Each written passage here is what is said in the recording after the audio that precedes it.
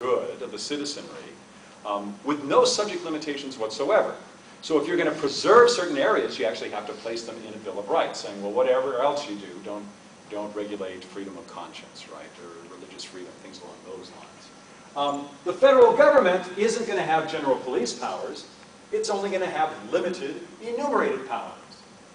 And since we're not enumerating any power over religion, speech, or press, we don't need to put in a Bill of Rights. They don't have any power over that to begin with. More than that, if you add a Bill of Rights, it'll be positively dangerous, the Federalists argued. As Hamilton and others, Wilson, talked about within the state conventions, listen, if you add a Bill of Rights, it will be dangerous to the people's liberty. Because people will look at that federal Bill of Rights and they'll think, oh, federal power must operate upon the same principles as state power does. So just as state Bill of Rights operate against otherwise unlimited power, if we put in a federal Bill of enumerated rights, that'll seem to suggest that federal power is also unlimited, except for these particular provisions. And the Federalists claimed, this is not what we're trying to do. We want a government of just limited enumerated powers, and we don't want to put anything in the Constitution that would suggest to the contrary. So that's why we didn't want to put in the Bill of Rights. It's a great argument, but it wasn't convincing. Right? Members of the state ratifying conventions and the political debate at the time continued to raise objections regarding the lack of a federal Bill of Rights. So Madison and the Federalists finally say, okay, fine. As long as you ratify the Constitution, we promise we will add a Bill of Rights just like you're asking. But in order to avoid this dangerous, implied, unlimited federal power, they add the 9th Amendment to this Bill of Rights. The 9th Amendment saying, just because we've enumerated some rights, don't think that your powers are otherwise unlimited. There are yet other rights retained by the people. So that's how the 9th Amendment fits into the general story. We get the Bill of Rights. The 9th Amendment prevents that kind of implied expansion of federal power. Federal government's power is supposed to be generally limited, and the people's retained rights are enshrined in the 9th. Okay. This short little encapsulated story is what you would get if you turn to the 9th Amendment in any general treatise.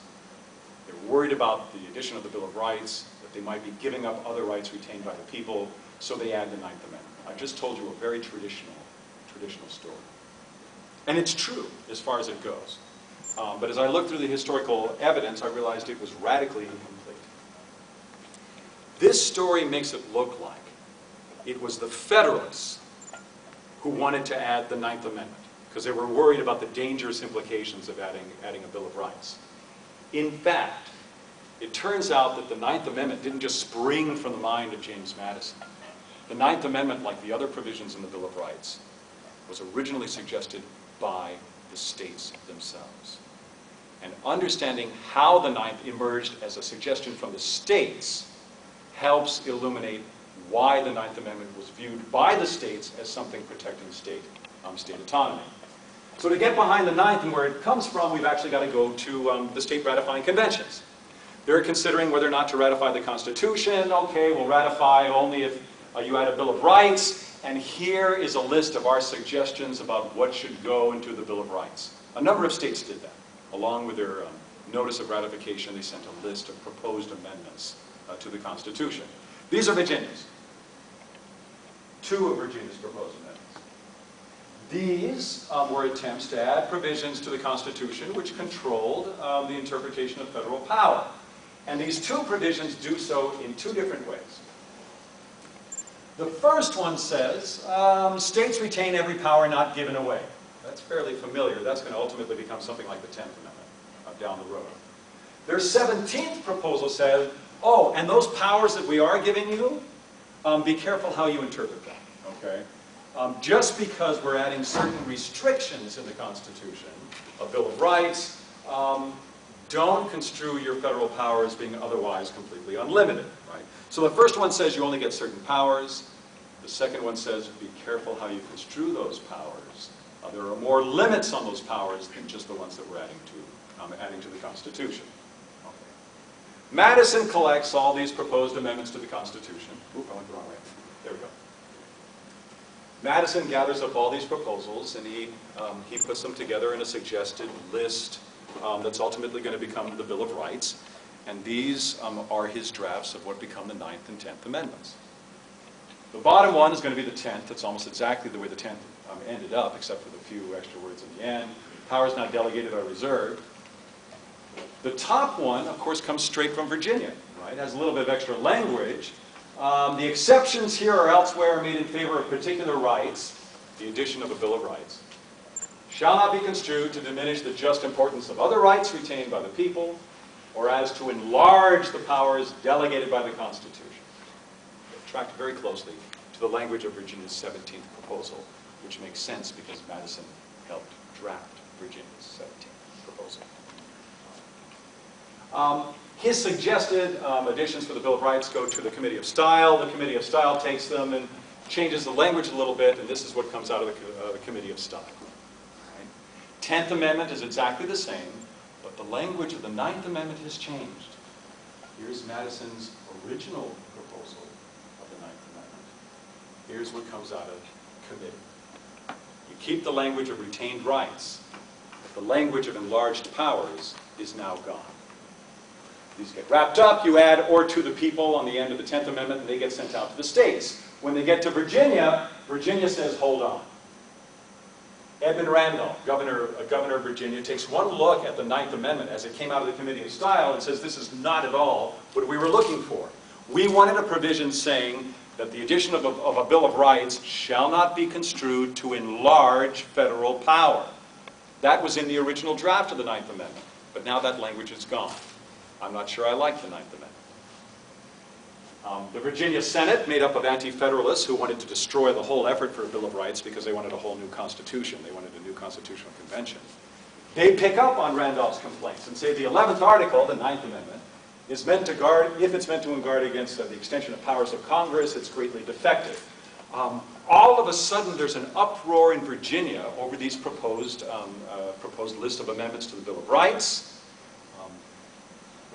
They stop moving forward in their votes so that they aren't even going to consider voting for the Bill of Rights until they get more information about the 9th Amendment. Without Virginia's vote for the bill, there aren't enough votes to ratify the Bill of Rights. Without a Bill of Rights, the momentum continues to go for a second national convention. And that's extremely dangerous. Madison is extremely upset, and he writes to George Washington. In his letter to George Washington, Madison writes about his frustrations over the delay in Virginia. He expected the anti-federalists to make up some type of story as to why they shouldn't be ratified. But he never expected Edmund Randolph to oppose the Bill of Rights. Randolph was supposed to support the current Constitution. And then not only that, Randolph's complaints were altogether fanciful, according to Madison. Why is he complaining about the changed language? If a line can be drawn between powers granted and rights retained, it would seem to be the same thing, whether the latter be secured by declaring they shall not be abridged, or that the former shall not be extended. All right, what does that mean? Here's what Madison's trying to say. What we're trying to do is draw a line where powers end and individual liberty begins. Okay? Well, there are two ways to do that. You can do it by saying powers shall not be enlarged, or you can do it by saying we retain our rights. But either one is exactly the same thing, because it's a statement that powers end at a particular point and rights begin. So as far as Madison was concerned, the final version of the 9th Amendment did as much to prevent enlarged federal power as the final version, which talked about preserving the retained rights of the people. Well, in fact, Edmund Randolph realized that he was wrong. He changed his mind, he supported the 9th Amendment, he supported the Bill of Rights, but it was too late. Anti-federalists managed to use the delay through a series of procedural mechanisms to delay any vote on the Bill of Rights for 2 years. For 2 years, the Bill of Rights was left drifting in the wind, all due to concerns about the 9th and 10th Amendments. And it wasn't that those amendments proposed were dangerous. It's simply that the group in Virginia wasn't sure that they were going to accomplish their purpose. Enter James Madison. While the Bill of Rights was still under consideration in Virginia,